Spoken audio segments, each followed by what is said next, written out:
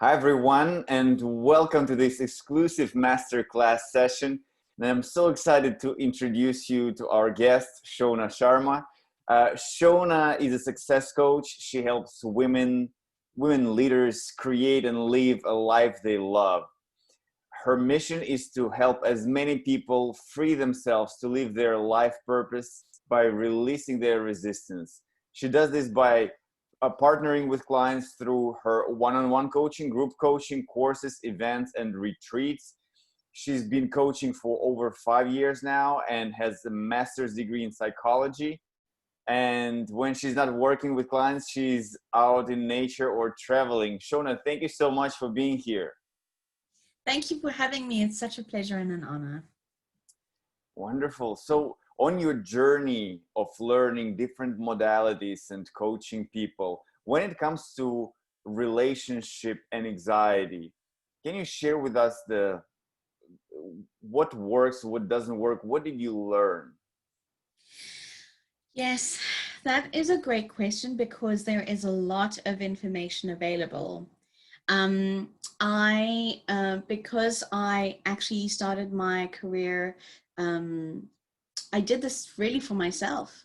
The reason I got into coaching, the reason I did my master's degree in psychology is because I've been on this profound lifelong journey to try and figure out how can I overcome my resistance and anxiety and my concerns and my worries about reaching my own goals and just to be happy in relationships. That's something I've always been curious about. Is just being open and observant and curious and always sort of on this treasure hunt for what can help me. And so over the years, I've developed a range of skills and tools because I really needed them to help my clients. Wonderful. And so you've learned different modalities. I know can you share with us briefly what are modalities that you learned? I know that one of them is tapping, EFT, right? Yeah, that's correct. Yes, yeah. Tapping is, I would say tapping is one of the most powerful tools that I have found for myself and to use with my clients. And what I will say is though, if you haven't heard of tapping, it can be really new and different, and that's okay. And sometimes it can take people a while. If they've never heard of it, it can take people like just a minute, right? To get comfortable with something that's new, right? Let me give an example. You know, I love to give this, this hand exercise just to help people realize that, you know, discomfort in anything, uncomfortable in anything new can be really hard. It's from something small to something really large. And the reason I do this exercise is because it helps us have more compassion for ourselves. When we're learning something new, when we're wanting to go to the next level in, maybe want to learn a new skill, have a better quality relationship, or just enjoy life more, or, you know, and reach our goals. So one thing I like to do is I like to say, so if you just take your hands and just fold your hands right now. Yeah, great. Okay. So what you'll notice is everyone has their own comfortable way of holding their hands together, right? And so if you look at your hands, and anyone watching can do this now, just notice like what thumb is on the top. So for me, this is my left thumb. Yay, me too, lefties.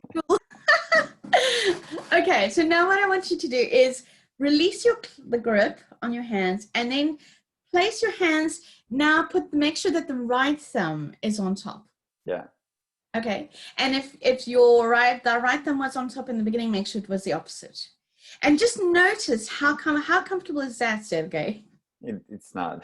Not comfortable at all. No. And it's something as simple as changing the way we fold and hold our hands. And it's like, something doesn't feel all right, but it doesn't mean it's bad, right? Yeah. And I love to do this exercise because it's so simple and it helps people to see, you know, when you're doing something new, let's just take a moment and take a breath and recognize that there's going to be some discomfort. And it's natural and normal when we're learning anything new. Mm-hmm. Same with EFT. So EFT is actually called, the full name is Emotional Freedom Technique.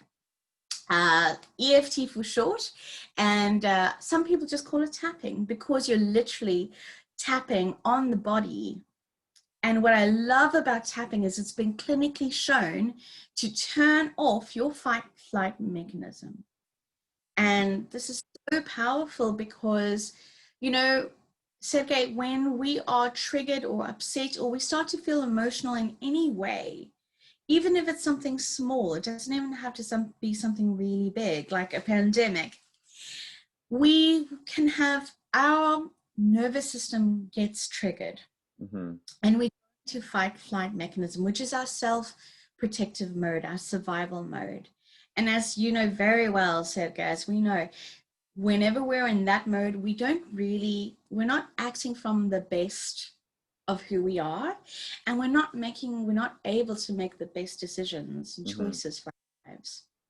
So that's why I wanted to come on today and just share with you and all the listeners, ways that we can be aware of when we're going into fight flight, when we're triggered, and ways that we can quickly, safely, gently, easily unhook from those triggering moments in our Mm-hmm.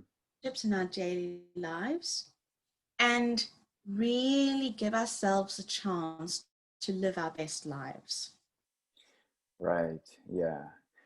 Perfect. So what can we start with? Yeah, fantastic. So what I like to start with, and when I do this with my clients because it's so simple and it's very easy, it's also science-backed, and it's a way for us to really come into the present moment, and that is to use our breath. This is another tool to use. It's free, it's simple, it's quick and easy. You can do this anywhere, whether you're in the shop, in the car, at work. And so it's very simple. And what I'm going to invite you to do is, if it's safe and comfortable for you to do, is just take a breath, breathe in through your nose and out through your mouth. And just notice what happens. Notice what happens to your breathing. Notice what happens to your body. Notice as you start to soften up. And this is backed by the science and research done by the Heart Math Institute. And they showed that this exercise is a simple, beautiful, less than 5-minute exercise that can, again, switch you out of your fight, flight, back into your parasympathetic rest and digest mode, which again makes you feel more resourced and means you have more access to your brilliance and your genius and your decision-making ability. So I'm going to invite us to just breathe in for 4 minutes. 4 seconds. And then breathe out for 8 counts. And if you can breathe in all the way down to your belly, because what we tend to do is the first thing we do when we start feeling stress is we tense up and we start breathing with our shoulders. And as babies, when we came into the world, we naturally breathed beautiful, long, luscious, luxurious, deep breaths all the way to our belly. So let's do that. Breathing all the way into your belly and out through your mouth.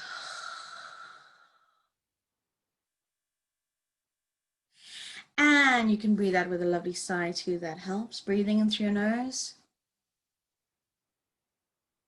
and out through your mouth.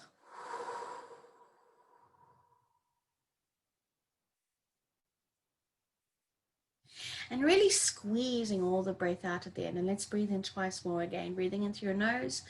1, 2, 3, 4. Really filling your lungs. And breathe out through your mouth. Almost like you're filling and expanding a massive balloon and just noticing the expansion. And breathing in through your nose again. And out through your mouth.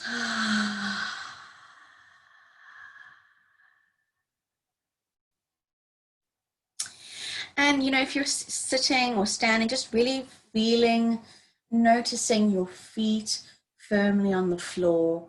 And if you're sitting, notice your back being supported. And just recognize that in this moment, we all have the power to feel safe and come back to center no matter what is happening around us. Yeah, I love breathing exercise because it's so easy, that can be done everywhere, anywhere, wherever you are. You can just change the way you breathe and feel grounded and calm again. Absolutely. And the Heart Mass Institute have a lot of free resources on their website too, if anyone wants to go and check that out. What I love about what's happening in the world is I've seen so much generosity around the world.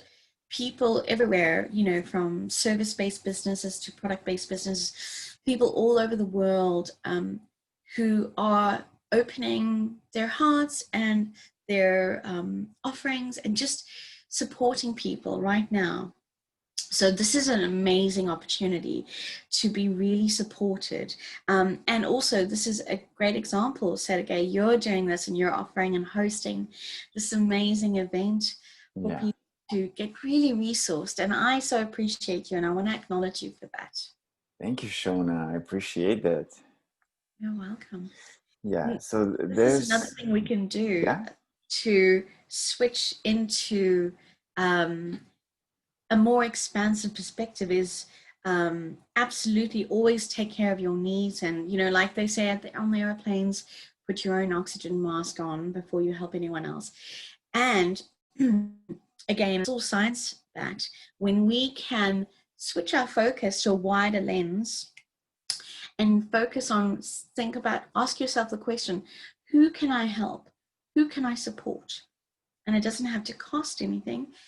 But that often can make us feel incredibly good about ourselves and bring us back to our humanity and our compassion.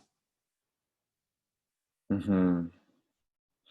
Yeah, so that that's when we create generosity as well, right? When we think, okay, if I can help, if I can support someone else, that's when we are generous. Absolutely. And you know, this is I'm so glad you mentioned that, because this is really an opportunity. You know, we're all living through history right now. You know, it's September 2020 and we're making history. We're living through history, and it's really an opportunity for us to step up into our leadership, into our highest and best self, and be leaders in our lives, in our families, in our communities, and really be of service. Because to me, leadership is being of service and being of support to other people and being generous. Mm-hmm. Wonderful. So there is breathing. And when you say grounding, that's exactly what you meant by get connected with the feelings of our legs, our feet standing on the ground. That's what you meant by grounding, right? Yes, so it's really bringing your conscious awareness, your focus, your attention to your body, the physical sensations in your body, and touch. Touch is an excellent way to get back into your body, noticing touch. And another way to ground that I highly recommend is get out into nature. Put your feet, your skin, your bare feet onto the grass or into the earth and get dirty. You know, like there's just so much value in just for our nutritional health. I'm sure you know I'm on a detox at the moment, so my nutritionist has given me all these amazing resources on how to get grounded, and it's just incredible how you know, in our fast-paced world, if we live in a city, we don't always make time to connect to the earth and get grounded. And so really just as simple as putting your feet on the grass for 20 minutes a day, or I'm really grateful and blessed to be living near the beach. So go walk in the beach, go put your feet in the sea. And if you're not near the beach, you can pour yourself a bath, put some salts in, and that can be beautifully detoxing for your whole system and your whole nervous system. And it's just more than just a great idea. That it's research backed. You know, the science shows that if we spend time every day, 20 minutes grounding, what happens, because our bodies are electromagnetic chemical systems, it gives our whole nervous system, which is based on nervous system impulses, a chance to reset. So we're not accumulating additional electromagnetic, charge, so to say. We're able to, that allows the body, because the body is so magnificent, the body knows how to heal itself and the body knows how to reset itself. If we can give it the right conditions and the right tools that it needs to support it. And just grounding is one way that we can support our bodies to really connect back into that its own healing, resting mechanism. That's wonderful. So breathing, changing the way they breathe, out grounding. So there's already two great tools that we can use. And I can tell whenever I go to the beach and just stand with my feet, let's say on the sand or on the ground, that by itself is a calming experience. Yeah. And isn't that beautiful? I love how we can develop routines and habits and rituals in our lives. So just like we don't go to the gym once and expect to, look like some amazing fitness model or Arnold Schwarzenegger, if you're a guy, it's the same with us in every area of our lives. And the more consistent we are, the more that positive effect builds and builds on itself. The more it starts to accumulate. So just like we can accumulate negative stress and negative experiences that may build up, we can also choose to create positive accumulation. We can have positive effects. So a fantastic metaphor for this, Sergey, is if you have a cup of tea, I'm in England, so we love tea. We love our tea. If you imagine the cup is your life, okay, and you're constantly giving everybody else a sip of tea, or you're giving some water to everybody else, you're not going to have a lot left for yourself. And in fact, you might even start feeling resentful or angry or frustrated or annoyed in your relationships, just in daily life with daily pressures. And it's like we don't have a lot to give then because our own cup is empty. But if we fill our cup first, like maybe in the morning, before you go to bed the night before, maybe you have a beautiful sleep routine and ritual for yourself. Maybe like you and I, we love aromatherapy. You'll, use some beautiful lavender, which is antiseptic, beautiful immune system boosting properties.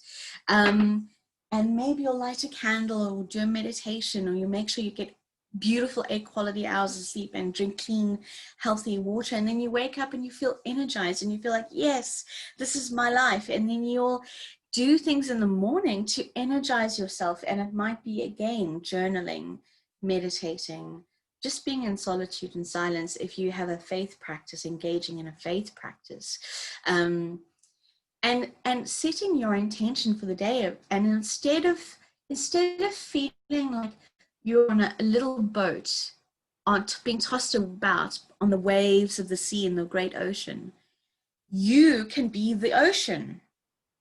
You can decide how do I ask yourself questions like, how do I want to experience my day today?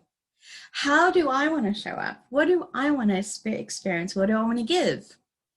And then just by simply making a choice and being consciously aware and setting an intention, you can really regain your own control and take back your power if you've given your power away. Because sometimes we do this, we inadvertently give our power away to circumstances or life or people around us, which is understandable.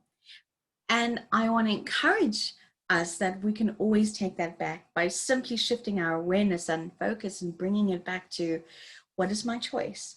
What do I choose? What would I like to create?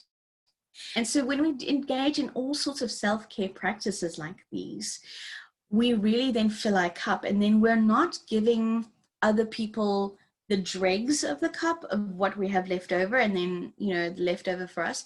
But it's like our cup is overflowing, and we can give to people from even the saucer, you know, that holds the cup, because we're giving because we have so much to give. We're already full of gratitude and full of appreciation and feeling so strong and powerful and resourced that we have more than enough to give. And then we don't experience those day-to-day nitty-gritty annoyances that can, and frustrations that can show up in our relationships, whether we are single, whether we're in a relationship and we want a better quality, or whether you are moving out of relationship.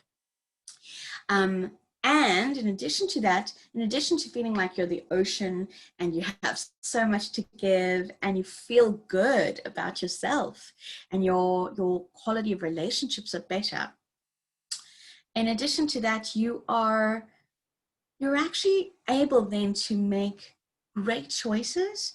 And if you need to create any changes in your relationship, either with yourself or your relationship with other people, you can do that from a place of real relaxation and calm and wisdom. You know, you can make clear requests. I know for me, so guys, when I'm feeling really resourced and I'm taking care of myself, I can easily show up and make requests in my relationship and create beautiful, I can problem solve with people and we can work together as a team.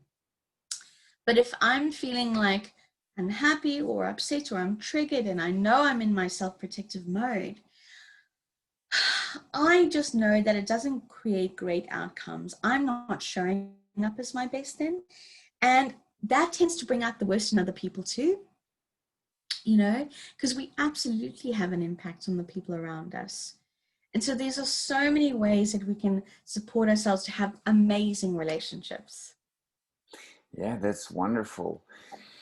So, breathing, grounding, you shared a little bit about tapping, EFT, and the importance of putting our mask first. Self-care is critical, is important.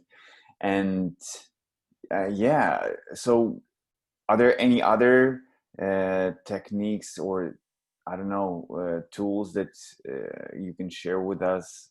Oh, yeah. Yeah. I have plenty, yes. So another fantastic, powerful tool is called havening, which I know you're aware of this. Yeah. A beautiful tool and technique, and there's tons of resources online. But just very quickly, is we can do that now, and I can show you. So if you just basically cross your hands and your arms, and you put, you know, your hand on your shoulders like this. And right now you can even think of something that might be a 2 out of 10 for you. That's not, we don't want to focus on something that's super traumatic. We want to keep you in your safe zone. So just something that maybe upset you. That's something like a 2 or a 3 out of 10. Not something major. And you can always add in the breathing, the way we did at the beginning. So always add in the layer in the breathing. So breathing in through your nose and out through your mouth. And then just gently start. As you notice what's happening in your body, just gently, you basically just move your hands and stroke and rub down from your shoulder all the way down to your elbows. And notice, I mean, I'm already noticing a shift. Notice what's happening in your body. Notice any sensations and keep breathing. And what this will do is it'll help you. This is so good because on so many levels, this will help you calm your nervous system down. This helps you come back to your present self. And you can even imagine you are talking to your favorite person on earth. And imagine they were going through what you're going through and how you're feeling. And imagine the sort of things you might say to that person, your favorite person in the whole world. You know, I would say things like, it's okay. Everything's going to be okay. Everything's going to be okay. I'm safe right now. It's okay. You're doing great. You're doing the best that you can. I love you. I support you. Anything that would feel really good and comfortable to you. You know, we all have different language, but um, say the words that you would love to hear. This is the most powerful high leverage thing you can do really in life, is give yourself the thing that you most want. It's just such an amazing way. And you know, some people recommend doing this for 15 to 20 minutes. And you can continue to do that depending on how triggered and upset you're feeling. You can take as much time as you need and really notice. One way to notice if this is helping is when in the minute you start feeling upset, is to rate yourself, like, how upset am I right now? Like, is it a 1 out of 10? Is it a 2 out of 10? And a brilliant tool is, don't let yourself get higher than 3 or 4 out of 10 before you start taking action to soothe yourself. Whether that is going for a walk, getting fresh air, changing the subject if you're talking with someone, making yourself a cup of tea, beautiful herbal, calming chamomile tea, using your aromatherapy, doing a havening or a tapping, or switching your focus can be super helpful. This way, you don't allow yourself to boil over. You don't allow your whole nervous system to completely either like go become like a volcano or boil over, because you're constantly, this is like ninja level self-care, because you're really monitoring yourself, your nervous system, your feelings, your body sensations. And why this is so important and powerful is because, you know, as much as the people around us love us, no one can really read our minds. No one can really tune in. I mean, I love it when people are really attuned to me and they're super connected and they are sensitive and they can sense what's happening. And that's beautiful. That's a gift. But ultimately, you know, if we want to live empowered lives, it really is about us being able to do the work for ourselves and then say to someone, you know what? I love you right now. And this conversation is so important to me. But I just don't feel that I can really be my best self and really pay attention to what you have to say right now. I would so appreciate if we could take a break and come back to this in an hour or tomorrow. Would it be okay? Would it be okay with you if I check in with you in an hour or tomorrow morning, when we can revisit this? And because this is so important to me, and I really want us to talk on this together. You know, these are just some words that you can use to support yourself if you're in a tricky situation or you're having a conversation that's starting to, you know, to be surprising, or you're noticing that you're starting to feel really uncomfortable about where it's going, or you're feeling upset and triggered. This is a beautiful way to honor yourself and acknowledge the other person. It's a beautiful way to set a boundary. And it is such a gift to yourself and to the other person that you're in a relationship with. And you can do this whether it's with your boss, with colleagues, with your family, with a romantic partner, or friends. You know, it's a beautiful way to be really honoring of the relationship, you know, to make sure that you're always showing up as your best self. So how does that sound? What do you think? That sounds great. Yes, yes, definitely. There is a, when it comes to relationships, it's what I feel. I totally get what you're saying, that if you feel triggered and that getting into, I don't know, maybe even anger, frustration, it's best to switch, to shift, to either take a break and come back to this uh, when you're, and continue this conversation when you are in a better state of mind. But it's important not to make this as an avoidance. okay, this is an uncomfortable conversation. I need to take a break. And this break becomes just avoiding this conversation. And I also would say it's very important to do some self-reflection and think, why is this conversation is triggering me? What specifically, what happened? Why did I get triggered, right? 100%. And that's why I said when I was offering the script, is that we don't just leave. I'm so glad that you said that. Thank you so much. Because that's right. Then we create another problem. You can't just leave. That's why, as part of the communication, as part of excellent, clear communication, you're setting an agreement and saying, for example, I'll say, Sergey, I need to take a time out right now because I'm feeling upset and I don't feel I can really listen and pay attention to what you're saying right now. But please, let's agree on a time when we can come back and revisit this, when we're both feeling resourced. So that's absolutely essential and critical that we have an agreement, that you're not just hitting the road. You're like, no one in the conversation is just leaving, because this sets up a whole nother round and cycle of fight, flight, triggering abandonment issues and rejection. And this will spiral. So I'm so glad that you mentioned it's critical to have an agreement, that this is an agreement where you're communicating explicitly and not making any assumptions, and where you set an expectation, and then we need to honor that time. And you know what, in an hour, if an hour rolls around again and you still haven't been able to regulate yourself and your nervous system and calm down, then to check in with the person and say, you know what, I thought an hour would be okay for me. And this is another thing. If you're going to take time away and self-soothe, if you need to take a break, it's critical and essential that you don't ruminate. Because if we still think about the same thing and we're ruminating about what they said and what happened and feeling upset and triggered, you're not going to get out of that space. We will stay in that cycle.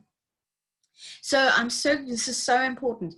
If you're going to take a step away and you're going to self-soothe and calm yourself down, it's critical to not ruminate and meditate on that same thing. You need to change what you're thinking or use one of the tools we've said. So, for example, when we were doing the havening, we weren't going, he's so mean to me, he hurt me. We're not doing that. We're not doing, she was criticizing me, she made me feel disrespected. We are focusing on ourselves and calming ourselves down and giving ourselves the words we really need to hear. So we're not pouring, fuel on the bonfire. We're actually calming down. And I'm so glad that you raised that distinction. Number one, always be respectful and kind and compassionate, honoring. Number two, set an agreement and a time when you will be back. Number three, when you're going away, make sure you're not fueling that fire, but you're actually doing what you need to do to calm yourself down, whether that is take a cold shower, wash your face with cold water, do the havening, take a breather, go for a walk, whatever it needs to be, depending again on your level of trigger and upset. And make sure that you're not ruminating, but you're giving yourself the care and the love that you need. Yes. Yeah, I love that. So havening is another. I practice havening,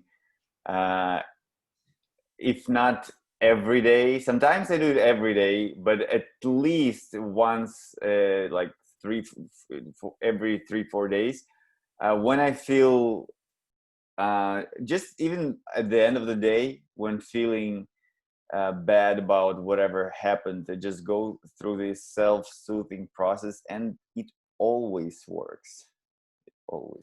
That's so great, Sergey. That's so great. It's great to hear that you have so many resources as well to soothe yourself. That's fabulous. And that's what it takes, when we are being leaders in our own lives and leaders in our family and our community, this is what it takes. It takes us doing the hard work so that we can live these abundant, beautiful lives. I don't know about you, but I want to feel free and joyful and blissful in my connections and relationships. I want to feel like that there's a genuine conscious connection. I want to feel like I'm adding value. I want to feel like I can truly be myself and enjoy the relationships, right? Because Harvard did the study that says the number one factor that determines whether we have a high quality of life and how long we live is determined by the quality of our relationships. So this is like high value work that we're doing. Yes, yes, I agree 100%. Yeah, so you so far shared some wonderful and simple resource. Like it's a simple tools. All that you mentioned, grounding and breathing and havening, it all of that can be done by ourselves anywhere. So that is, I love the simplicity about these tools. Are there any other resources or any other techniques or tools that you wanted to share? Yes, so I will share that I will absolutely share one more tool and technique that I think is useful for you, anyone who is in a relationship, or they're single wanting to be in a relationship, or they're wanting to improve the quality of their relationship, or they're breaking up or moving out of that relationship. So the tool, it's a book I'm going to mention, a resource. And I also wanted to just footnote this and make a comment because really, I really want to encourage people. I'm such a stand for people feeling empowered and like the owner in their lives and like a conscious creator. In other words, you're consciously, intentionally, with awareness and focus and with your choice, choosing what type of life you want to live, what you want to do with your life, how you want to love and be loved. And so that's what I mean by conscious creator. And that is that it's very often tools are absolutely fabulous. We love tools. I love tools. I'm always adding to my tools so it can help people. And I want to offer, said again to all our listeners, is that it's our relationship also.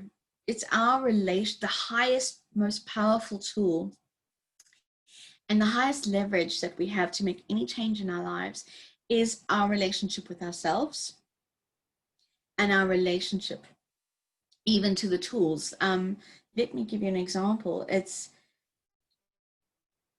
And this may, it's really about power. Where are we giving our power? Even if someone doesn't have any tool or doesn't understand how to use any of the tools, you can still come back to your power and be in your most empowered, most confident, most resource self in all your relationships and reduce your anxiety by simply coming back to remembering who you are. So this is the tool I'm going to offer. And so I want to encourage us to, in a sense, not give our power away to any tool, right? And to recognize that we are the one who are making the changes. Always, that's the power move right there. So the best thing that you can do, and I highly recommend that we do this in advance before we get into any crisis, before we get into any difficulty or conflict in a relationship, is to, and this comes, I learned this from Dan O'Connor, who is an international communication expert. And so Dan O'Connor, what I learned is to create your own personal compass. And so what that means is when you're feeling calm and you have space, and now's a great time to do that, is to write on a piece of paper something that's going to be important to you that you can remind yourself of, and you can put it on your wall if you want, is to write down, who is it that I want to be? Like, what are my values? Who do I, for example, for me, Sergey, and I'd love to hear what you think, is no matter what's happening around me, I want to show up as, I want to be kind. I always want to speak the truth. I want to be my authentic self. I don't want to hide. I want to, as much as possible, share who I truly am so people can truly know me. And I want to be of service and be a leader. And that may not always mean I'm in the spotlight. It might mean I'm supporting someone else. But I want to always be in integrity. So I want to speak my truth. I would like to be as consistent as possible, and flexible. So with the situation, I want to be kind. I want to be loving. I want to leave people better than I found them. And so if I have these values, if I write down the things that are really important to me, and I remind myself of who it is that I want to be and what's important to me, that includes how I want to handle. You know, if I think back of any regrets in my life, or any times where I feel remorse or I wish something went better, it's because I wasn't prepared. I was surprised, I was caught off guard, and I didn't know how to respond. And if I had decided in advance of that situation, for example, like, this is who I am, this is who I'm committed to being, and this is how I want to respond always. For example, if I have a conversation or a difficult conversation or a challenging conversation with a child or colleague or a boss or a peer or a family member or my romantic partner, I would love to be remembered or to be seen, and I want to be proud of myself. This is how I remember myself and how I showed up. I want to have been showed up that I was loving. And we can use words like loving in our works and career situation, because you know what? There's a lot of information out there that's like, oh, how to win an argument, how to outsmart this person. And yes, those things are helpful, but Sergey, at the end of the day, love wins. This has been what I found. And the point is, if I focus on being my most genuine, authentic, loving self, I don't need necessarily a tactic. I don't need to be worried about winning. If I show up in my loving and I'm genuine and honest about how I feel, I automatically am the most loving to myself, and I'm proud of myself. My self-esteem rises, and everyone in the interaction can see what's going on. People see what's happening. People see always. That means I don't need to necessarily defend myself. I don't need to worry about being caught off guard. Does that make sense? Yeah? Absolutely, yes. So if I'm showing up in my loving, yes, they are absolutely fantastic. And I'm always learning how to handle situations better and what are the words that we can use to honor ourselves and other people in the relationship. And if I remember my principle and my values, like I want to be loving and kind and speak the truth, then I am set. I'm golden, because that means I can take those principles and how I want to show up into any relationship, any situation, and just trust that it's all going to work out for the best. Is that helpful? Yeah, absolutely. Yes. So what was the book that you wanted to mention? The book I wanted to mention is this one. And the reason I'm going to show you, here we go. The book I wanted to mention is this one. It is Conscious Uncoupling by Catherine Woodward Thomas. And the reason I want to recommend this, I'm always reading I'm a personal development junkie. I love relationship books as well. So she has, even if you're not in a relationship, and even if you're not needing to move out of the relationship or break up, she has incredible exercises and tools in this book to help anyone also, again, how you relate to yourself as a human being and as an individual and in relationship. She has fantastic processes to help you, again, deal with hardship and really difficult emotions. I mean, we've all been in breakup situations, haven't we, Sergey? We've all been in situations where relationships have been really difficult. I know I certainly have. And she really guides you through a process, whether you're single, in a relationship, or moving out of the relationship, how to be so honoring of yourself, all your feelings and emotions. Like you were saying earlier, that we're not invalidating anger or frustration or annoying or hurt or pain and suffering. No way. We always want to validate that and honor the relationship.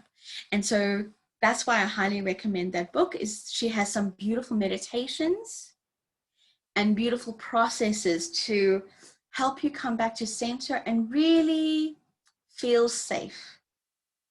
Because as we talked about earlier, anytime we're feeling upset, angry, annoyed, anxious, worried, concerned, immediately our nervous system gets triggered, which is our fight flight. And so that can look different for different people. Some people's response is to freeze, go, ah, and then you don't know what to say. And then afterwards you're like, oh, I wish I said something, right? Or you run away. People withdraw. It's the flight mechanism. They just got to get out of the situation. And then this is particularly important for people who have this response, is to always set agreements. Like you said earlier, yeah. Then the other response is to go into aggressive protect mode, which is the fight mode, which is like, I want to sort this out now. Which can be really admirable. People, have this type of personality, the way they can channel that is solving problems. Like, people who are great at emergency workers. These are people who run towards the problem, and we need people like this in the world. Firefighters, bomb disposal, all of this sort of thing. People who run towards the problem and want to solve the problem. That's amazing. And it doesn't always work in relationships.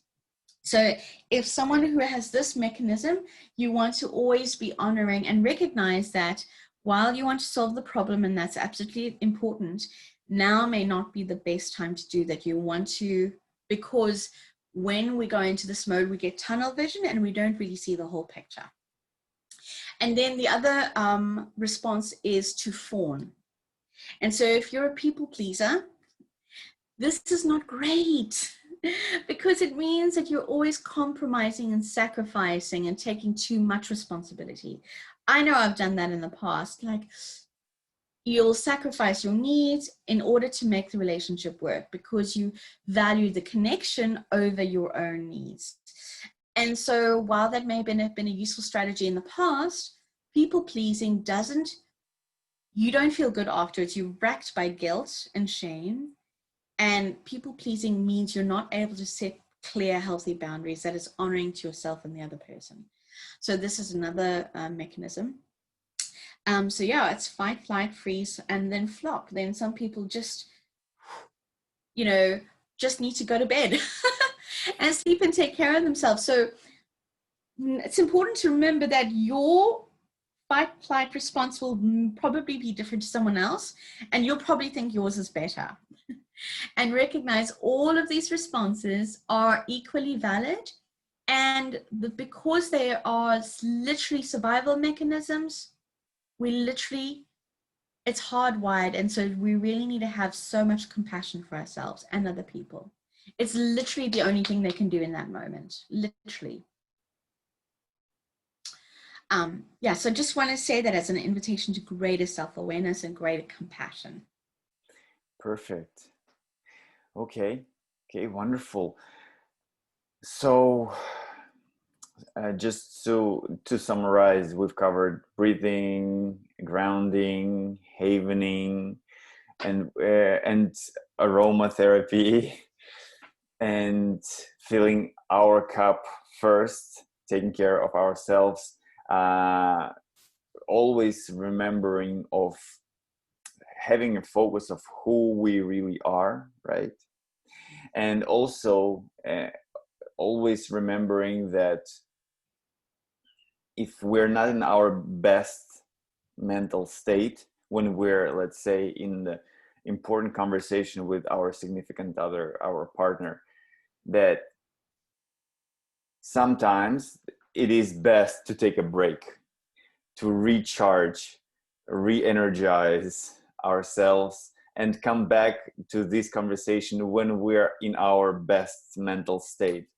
And to remember that not to turn this into avoidance of the important conversation, but remembering that the mental state we're in during the conversation can be the game changer, or like something that can make or break the relationship.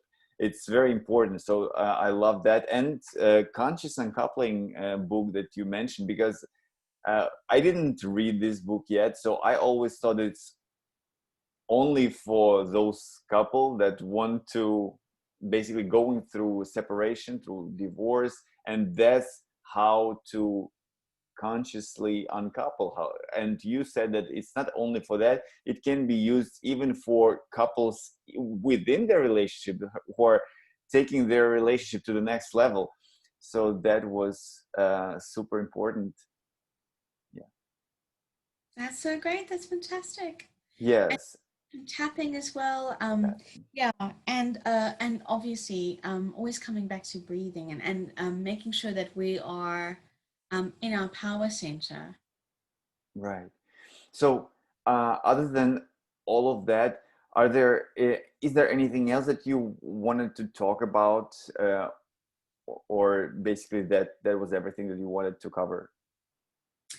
Yeah, I really want to add in the layer of self-compassion here because, there's a life stress test called the Rahi stress test, and it's free. Anyone can go online and take this.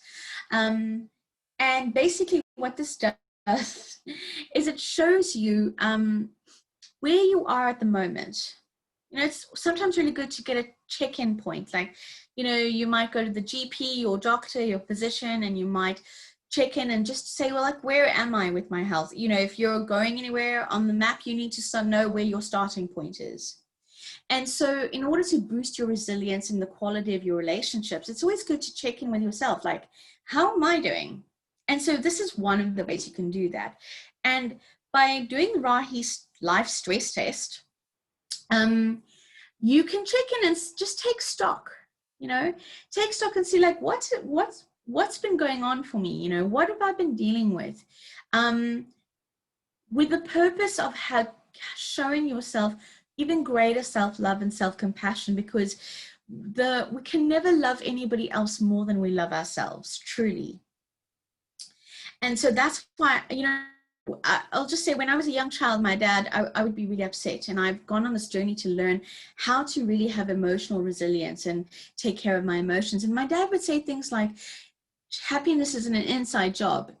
And growing up in a culture, in a tradition where all my life I wanted to be in a relationship and find the man, and Disney, the whole Hollywood Disney thing, I was like, what are you thinking about?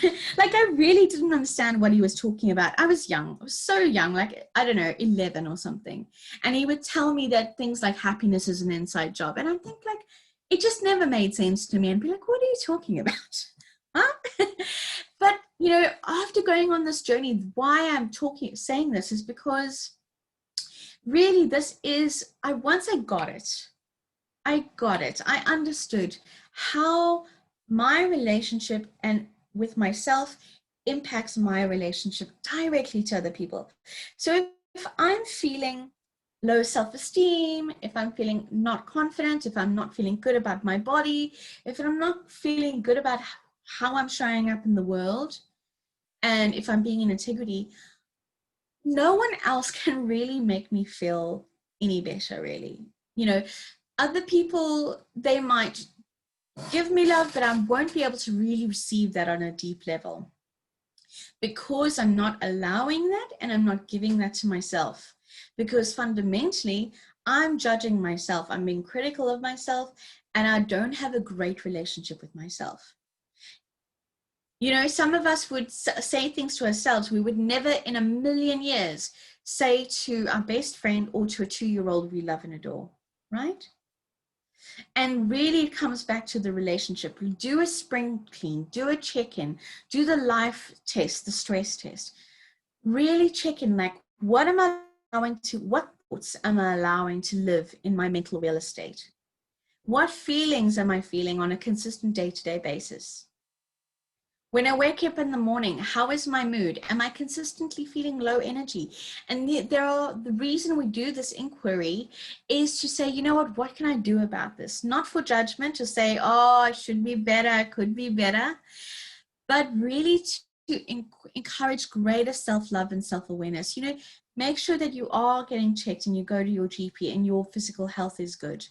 Make sure, because your sleep quality, the quality of your food, your energy, that impacts everything.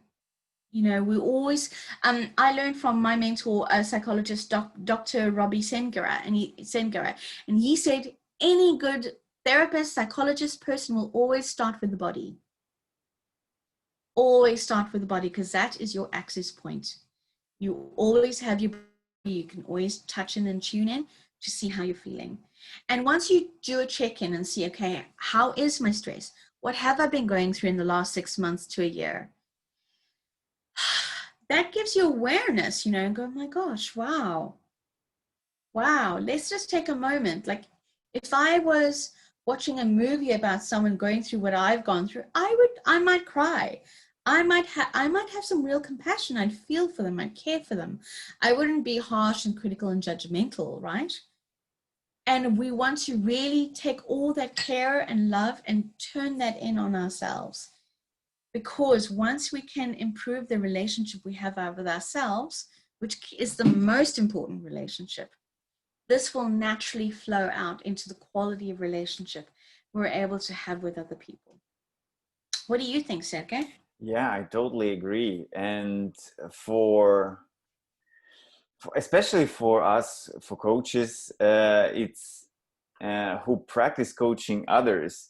If we can just think about the idea that can be helpful and useful for everyone, by the way.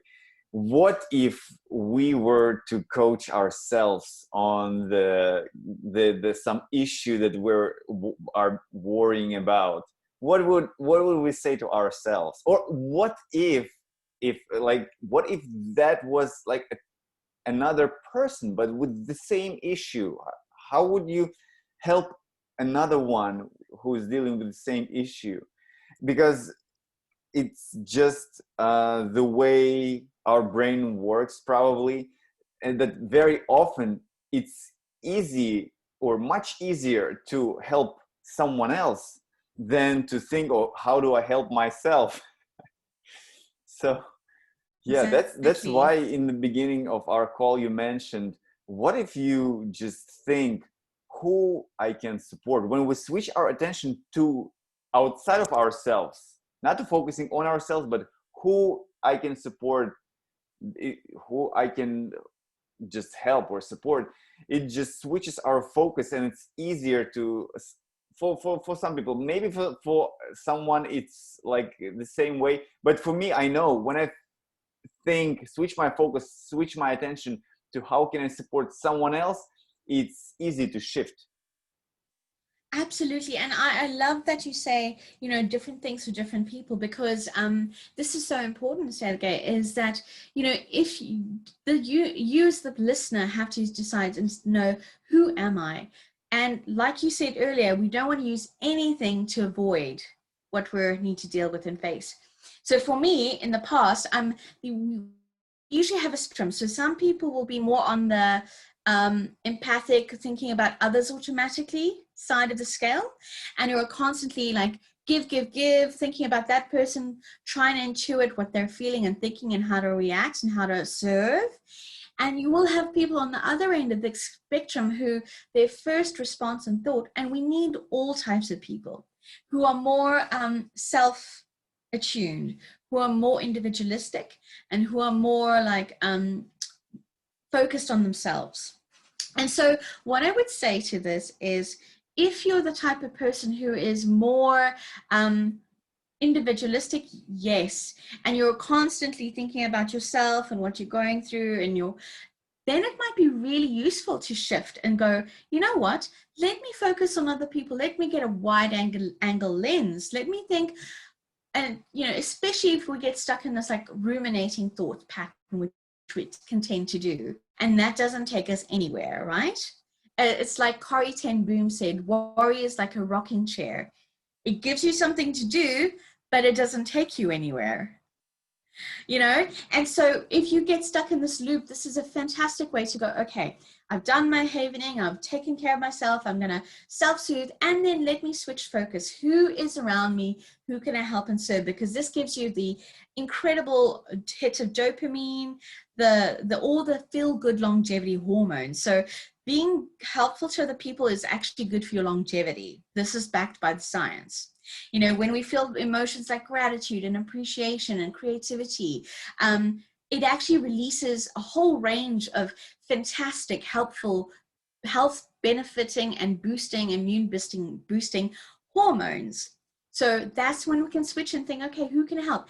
Even the act of imagining what I could do for someone that would make someone else's day, even the creative act of imagining, what could I do for someone to delight them?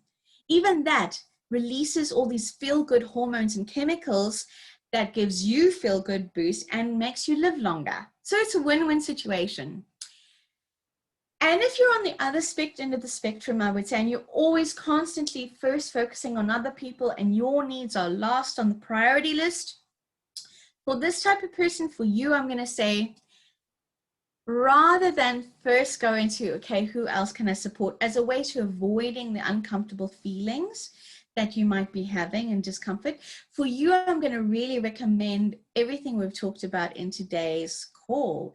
And that is actually really make sure that your time is sacred and you treat your self-care as sacred and you treat your body as sacred. And time in your diary is non-negotiable, even if it's just 10 minutes a day, that it's in your calendar. It's so important to you. Just barring an emergency, you are committed to your own self-love and self-care practices and self-soothing. That's why I love, Sergey, that you said every day I go through and see what happened today and is there anything I need to release. I think that's a beautiful ritual and routine to have. Yes, especially like the rule that I set for myself, whatever happened during the day, I'm going to bed in a good, great, positive state. So if I'm feeling bad at the end of the day, I know that I need to get my session of havening, let's say. And with havening, I know that for me, it's just 3.5, 4 minutes. That's it. So that's how quick I get into a great state. I just release all the negative stuff that I've been worrying about in just 3-4 minutes. That's how quickly those technique works. Work. So yeah, definitely. I so love that you've developed this habit, and now it takes you like just you can easily get into that state, and it's only 3 or 4 minutes and you're immediately back into your feel good state. I think that's awesome. And I hope a lot of people, listeners, really take note of that. I love that you've been able to create this habit and routine and ritual of self-care for yourself. Yes, yes. Shona, you've shared so much great techniques, great tools, and just the how to shift our perceptions on so many things. And so it's been a great value. Thank you so much for that. So for people who want to follow you, I know that you have a Facebook group where you share a lot of great stuff. So where do people go to follow you? Yes, fantastic. Thank you so much. And thank you for having me. It's been such an honor to be here. So I'm on Facebook. So if people just search for Shona Sharma Coaching, they can find me there on Facebook. My website is literally being, my updated website is being released this week. So if people want to go online and if they want to connect, maybe on email, I'm happy to gift all the listeners a completely no strings attached conversation if that's something they feel that would be helpful to them. And they can find the email address care@shonasharma.com on my website, shonasharma.com. And once my new website is up, I will have a lot of free resources and tools for people to make use of. Wonderful. Perfect. Shona, it's been a wonderful conversation. So much value that we've created during this interview. I appreciate you so much. Thank you. Oh, I've loved this so much, Sergey. It's been fantastic to connect and share. Thank you for having me. My pleasure.